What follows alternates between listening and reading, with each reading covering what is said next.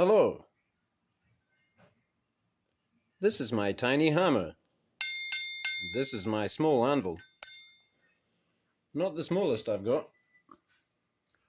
but a good size for peening the pins on this little number, which I shall now present once more with further work done. Did a little bit of polishing. Still not looking very polished. I guess I would have to sand this with a finer grit and then go again. I used a buffing wheel. But my main intention with the buffing wheel actually was just to take off a little bit of the sharp edges of these buttons. Because I didn't do that before I put it all together. I just left the whole thing flat like that. I don't really know why, but now, even though it's a pretty stern right angle there, it's not bothersome. They're fine, you can grip on. I slashed my thumb sharpening my billhook, a big one. I can't put it on the Tormac, and so I was going at it with a stone, got into a daze. And then one of these, something slipped, and man, I went in with the thumb right into the bevel. Beautiful, put a stitch in and everything. It was great. So that's what this floppy band-aid's doing there. And because that happened, I decided that I need to revise my blade safety protocols. It's not really a protocol thing. I think it's just an awareness thing. But I like to sharpen things to relax. And I think that's why now I seem to cut myself most often sharpening. Or somehow incidentally. Or I cut myself a lot, not on knives. Starting a chainsaw, I strip my knuckle, or this kind of thing. Always injuring my hands recently. So anyway, there we go. I needed to take off the shoulders here. And because we're on the Tormac, I kind of had to do that on the edge of the wheel. So habitually what I do to convex out, I use a movement like this, right? And eventually, of course, you could blend this all in, even but I kind of liked how that looked, like a scribble, yeah. So I like the scribble finish for now. It's pretty cool. And mostly I've been using this to sharpen, and then another ceramic rod I have. This is I think it's an 800 grit. I have a couple of ceramic rods. Maybe this is 600, and then I have an 800 ceramic and a 1000. And so I had this Mummert clip, the real deal, genuine article, with this fabulous kind of dragon scale thing on it going on. And the knife that was on, the sheath that was on, is for a knife that was not getting a lot of use. So put that on here, and I've been trying it in various pockets. I think possibly and on a boot. On a boot was very good, but after some time, this screw started to annoy me. I think it was this one more than that one. It's jabbing into my leg a bit, and after time, you're just like, wow, why is my leg sore? Oh yeah, because I got this thing here. And most recently, I've been sporting it in my left cargo pant pocket. And that's just about ideal. The left trouser pocket is nice, but it kicks it back a little bit. But any pocket, you can pretty much carry this and pop it out. Because of the modification, it doesn't go into the Kydex quite as well as it did, because it can get hung up like that. But in a sense, what that trains me to do is to just observe where I'm putting it in, and once it's there, then it's going to go in. So, and I'm probably will. I've never worked with Kydex before, but because I removed a lot of material from this area as well, this guard was out here. So this could do with tightening up a little bit, I guess, and then maybe I could resolve that, or maybe even turn it into a little thumb ramp there. Because also you can get it hung up and then ramp it, but I don't see any advantage to. The ramp is good for taking it out, but why would you need a security that prevents you from putting it in? That's not really handy.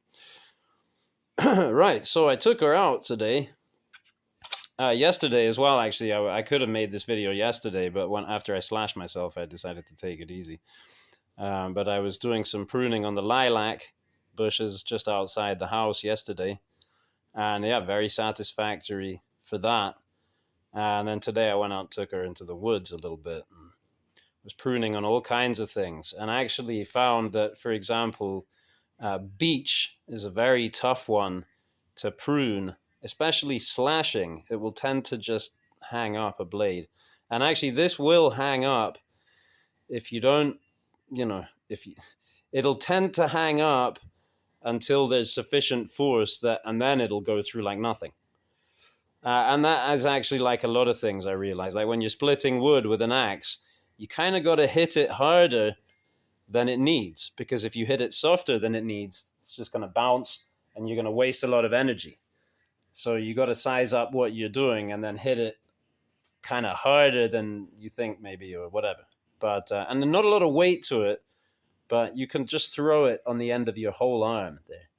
I had a viewer, now I didn't take his name down in memory or on paper or anything, but a commenter just on one of these videos for this knife said that I should call it Talon, and I kind of already nicknamed her Frankenhook, but and Talon has been done. There are knives out there called Talon, but I mean, what is it?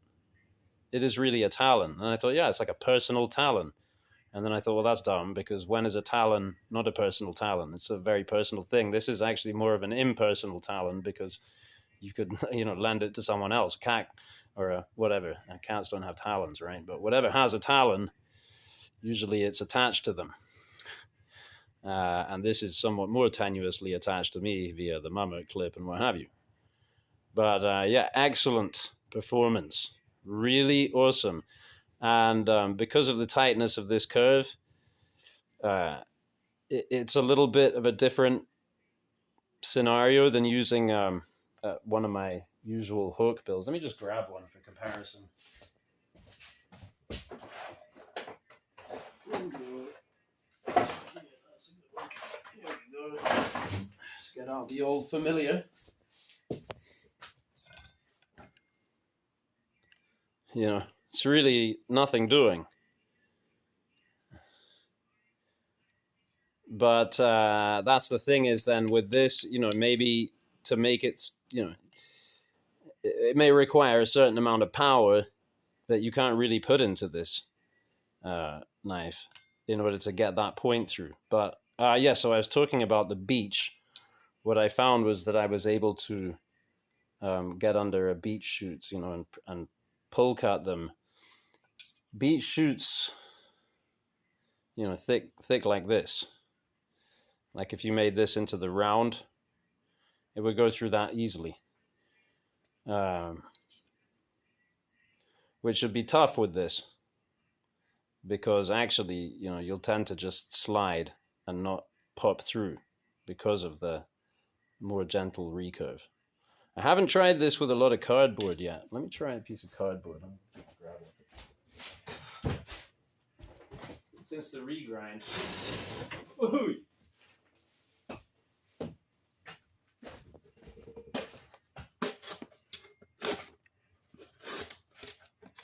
Any direction you like. Flat through. Just make some curls.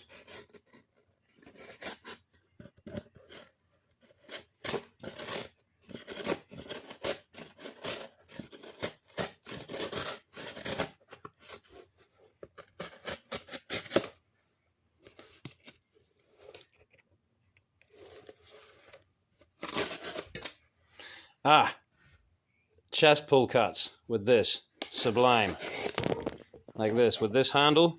Oops, I do beg your pardon for the jolting.